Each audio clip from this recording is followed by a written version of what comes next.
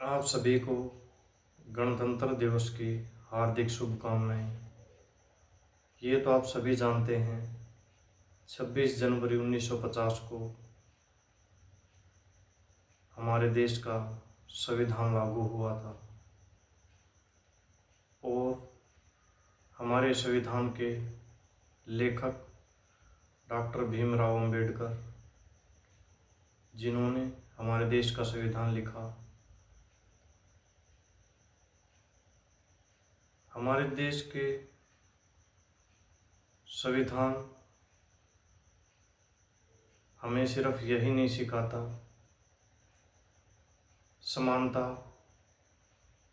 आपसी भाईचारे के साथ साथ हमारे देश का संविधान हमें स्वतंत्र रूप से जीने और अपनी पहचान और अपनी गरिमा को बनाए रख सकते हैं। लेकिन क्या सिर्फ एक दिन तिरंगे को लहराकर उसके साथ सेल्फी लेकर हम देशभक्त बन सकते हैं? बिल्कुल नहीं। हमारे देश को ऊपर उठाने के लिए हमें मिलजुल कर काम करना होगा।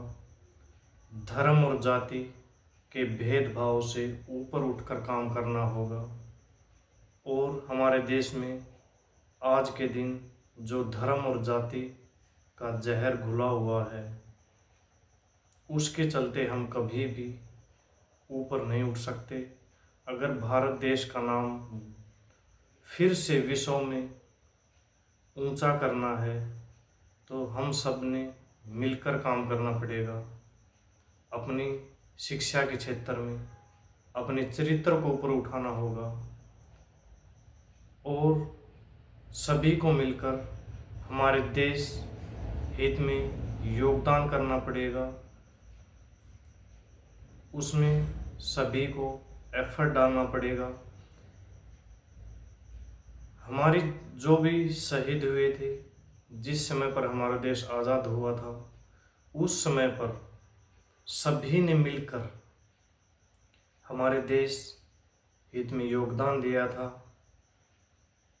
हमारे जितने भी क्रांतिकारी थे, उस समय किसी ने भी धर्म और जाति में न गिरते हुए सभी ने मिलकर हमारे देश को आज़ाद कराने के लिए योगदान दिया था। इसी प्रकार अगर अभी हमारे देश को अगर आप ऊपर उठाना चाहते हैं, विश्व गुरु बनाना चाहते हैं, तो इस जात पात के और धर्म के भेदभाव को भूलकर सभी को एक विचारधारा के साथ अपनी पूर्णतः योगदान देना पड़ेगा। तभी हम जाकर दोबारा से अपने देश को ऊपर उठा पाएंगे, क्योंकि हमारी 90% से ज़्यादा जो आत्मिक शक्ति है, ये जो भी हमारा समय है, वो आजकल कहाँ जा रहा है? एक दूसरे की प्रति हीन भावना, एक दूसरे को नीचा गिराना। लेकिन अगर हम इन्हीं चीज़ों में टाइम वेस्ट करने के बजाय अगर वो सारा समय अपने आप को ऊपर उठाने में लगाएं, अपने देश को ऊपर उठाने में लगाएं, अपने चरित्र को ऊंचा उठाने में लगाएं और दूसरों को भी ऊपर उठाने की कोशिश करेंगे, तभी पूरा देश एक साथ ऊपर उठेगा। एक दूसरे का पैर खींचने से देश कभी ऊपर नहीं उठता।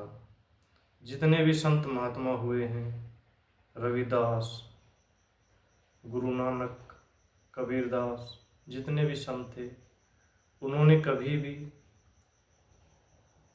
धर्म और जाति में वे नहीं पड़े। उनका एक ही संदेश था कि सबके साथ प्यार की भावना के साथ रहें, किसी के साथ भी गलत व्यवहार नहीं करें, फिर चाहे कोई भी व्यक्ति क्यों न हो, क्योंकि इंसान कर्म से ऊंचा उठता है। अगर हम कर्म से ही गिर गए, फिर चाहे आप किसी जाति या किसी मजहब में आते हो, कोई फर्क नहीं पड़ता। एक इंसान का कर्म ही इंसान को उठाता है। अच्छे कर्म करेगा अच्छा कहलाएगा, बुरे कर्म करेगा बुरा कहलाएगा। इसलिए आप सभी से निवेदन है कि अगर आपको हमारे देश को ऊंचा उठाना है तो इन सब बातों को भूलकर अपने देश हित में योगदान करें।